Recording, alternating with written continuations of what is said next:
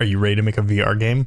This is going to be the shortest VR getting started guide there is out there. So we're going to talk about what headset to buy, what not to buy, what software you need to download, and how to set up, download it all, and get started on your first VR project. You ready? Let's jump into it. So first off, you will need a headset. I know a lot of people, myself included, have said that you don't need a headset to develop for VR. And while that is true, you can do some stuff with simulators and whatnot. We kind of just assume that you have ordered one and it's on the way. So I would not recommend developing for VR if you do not have a headset or are not planning on buying a headset in the very near future.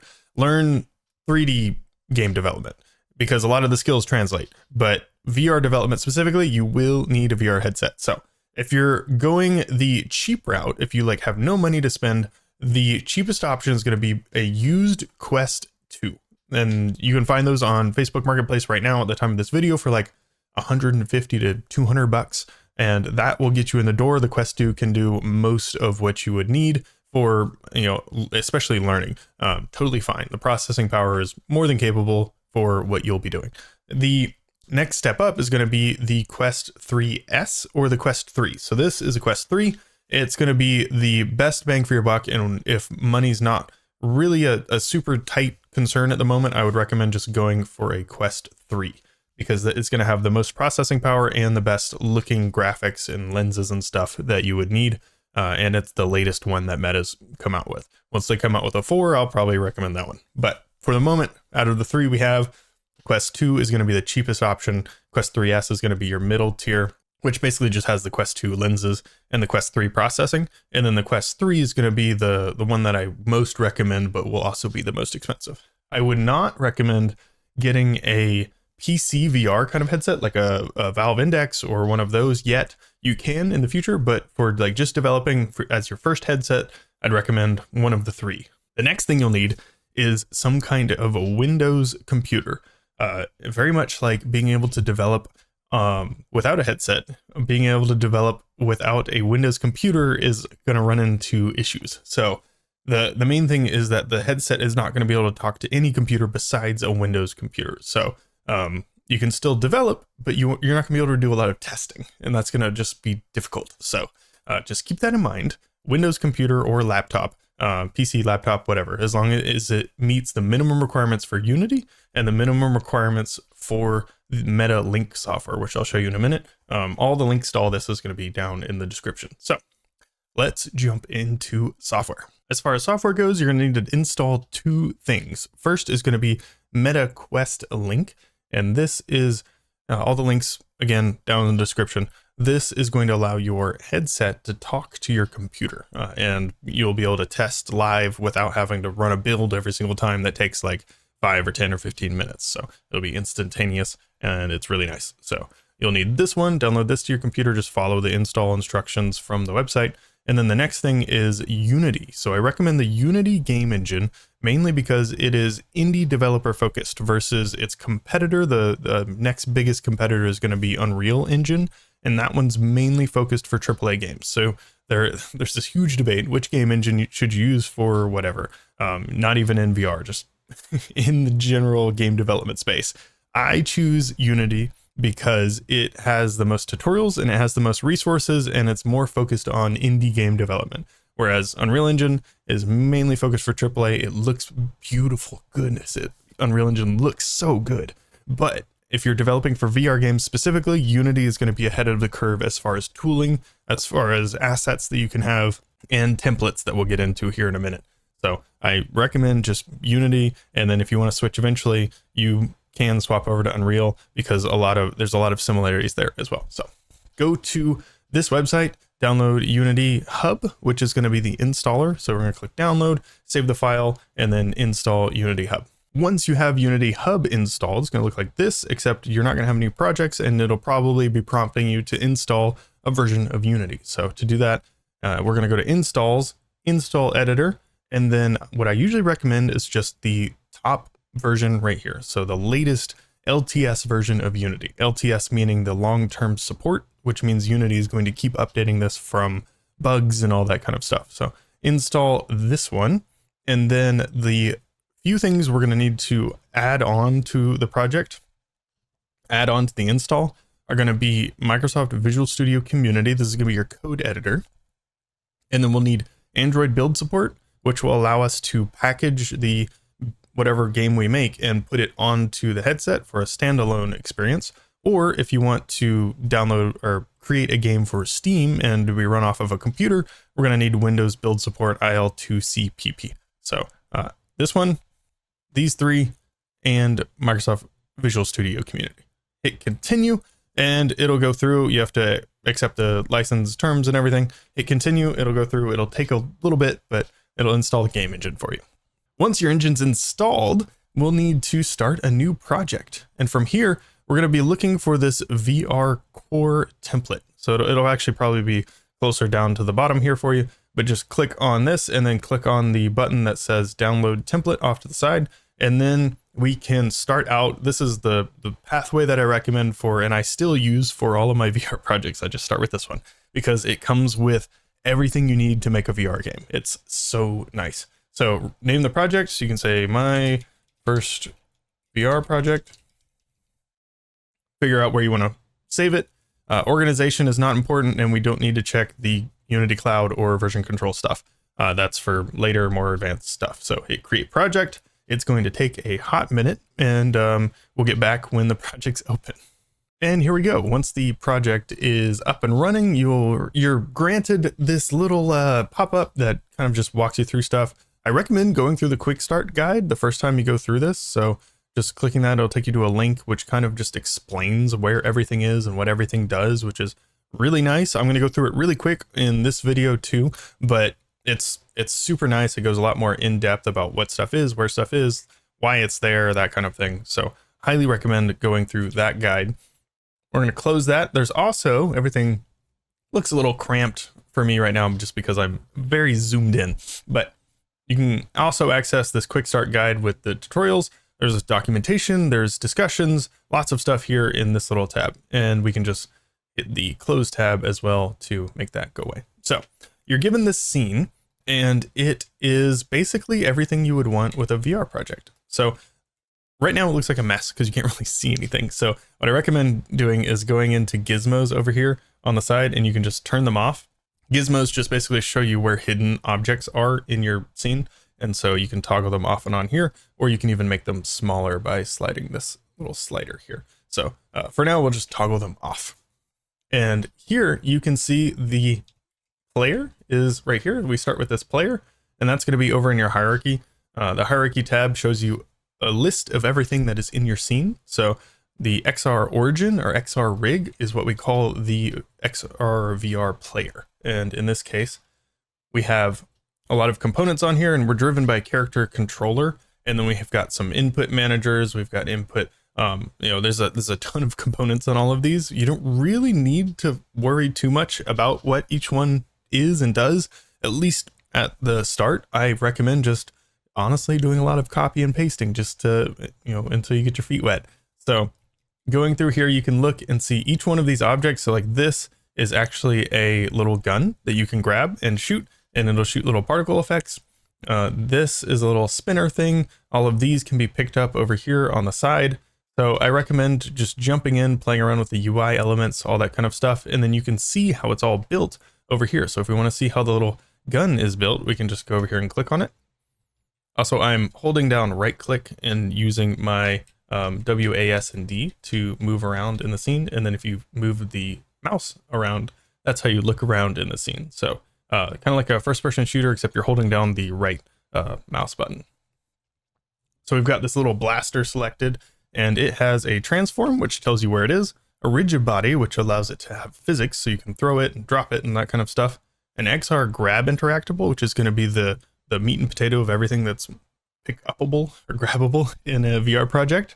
And under here is a bunch of settings that you can go through and move around and whatever. And you'll notice if we go to interactable events, all the way down at the bottom, if we activate it, so this is an important thing to know for all the VR stuff, is the interactable events is what is happening when it's hovered, grabbed, or you press the trigger button while you're grabbing it. So that's what all of these do. And so these are just events that you can have something happen whenever you perform some action on this object. And that's basically the, how a game runs, really. You go over here, you click this, this happens, this, and then that causes this thing to happen over here. And that's just, a game. You just have this kind of sequence of cause and effect. And so this is where that cause and effect happens. It's in these kind of interactable events. So when this little blaster is picked up, when it's hovered, you can have something happen. So first hover, last hover, or hover, you gotta select. You've got focused, which means you're like, looking at it or hovering over it a lot. Activated means you're grabbing it and you press the trigger. And so in this case, for a blaster, we want this little confetti particle effect to play. And so we can actually see what that looks like here. If I can press the right buttons. So we restart it, boom, some confetti comes out. So that's what it looks like when you press and hold the trigger. And that's kind of like get you started. So I honestly recommend just going through, playing around with this. And this is every element you would need for a VR game. You've got a cube interactable, cylinder interactables. These are just like regular objects you can grab and move around and stuff. And then UI elements, you've got your environment, how all that's set up. You've got teleporting and moving around. So I can show you how moving around happens. You go to the XR origin and you have a whole locomotion section. So you just can toggle on and off each one of these elements of what you want to be able to do. So turning, you can snap turn or continuous turn. Moving with strafing, which is left and right. You can fly, you can use gravity or not. You can adjust the speed. You can do teleportation. If you don't want to do teleportation, you can just turn that off. You can do a grab move, which is actually interesting, where you can just grab in the air and pull the air forward and you'll actually move doing that. And then you can do climbing. So you can also climb on objects. A lot of cool examples in here. And then there's another example also. So if you go into samples, XR interaction toolkit, also, well, there's two more examples. So we've got a hand specific demo and then we have a just regular demo over here too. So the scene we're currently in, that we started in, is here. If we go to scenes and then it is sample scene. There's also a basic scene. So this is only what you need in order to start a new scene in VR. And so it's just the light, the XR origin, the interaction manager, an event system to interact with UI, and then a plane, which is going to be your ground. The sample scene is where we just were. This has a lot more elements, so you can just kind of look around and pick what you want to be able to do. Also, all of these are prefabs, so you can just drag and drop these into any one of your scene, and they come with all of the scripts that you need and that kind of stuff. So just for reference, it's in VR templates, prefabs, and then all of the stuff that's already packaged up for you to use. And then over here in the hands, interaction, and starter assets, there's also some demo scenes. So there's a demo scene in here, and this walks you through. Let me make this a little smaller. This walks you through the different settings of grab interactable objects. So you got kinematic movement, instantaneous movement, and then velocity tracking, and what each one of those do. There is some buttons that actually play sounds and do stuff when you press the buttons. There is some grab interactables and like the way you grab stuff. This one's even a dual grab, so you can grab it like you would like a rifle or something. There's more UI stuff over here. And then there's a whole climbing section as well that kind of shows you how climbing works. What do you need to put onto these little objects in order for them to be able to be climbable? All that kind of stuff. So you've got climb interactables and a list of them and all that kind of stuff. Really, really useful demo. This is how I learned how to do all of this stuff, is you just see how the demo does it and you just kind of figure it out, play around.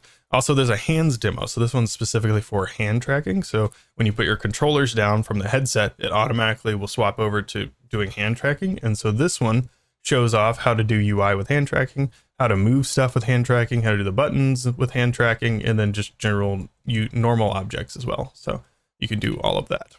So we're gonna go back into our sample scene here, and I'll show you how to actually get into and test out the project. So this play button up here, it will start the scene, whatever scene you're currently in.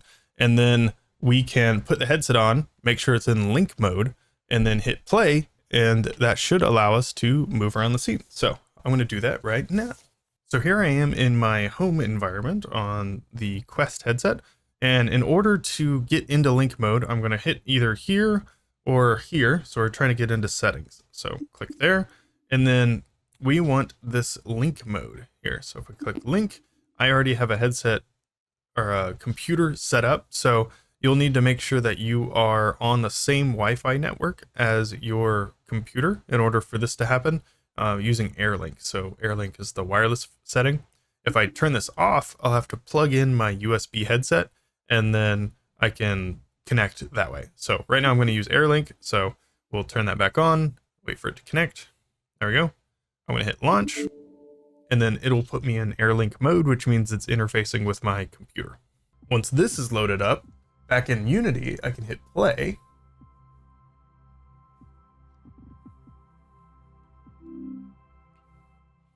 And then it'll show what I am seeing in the headset. So we can move around. So if I move this left stick, and also it's super helpful, I can look at the controller and it will tell me what controllers do what.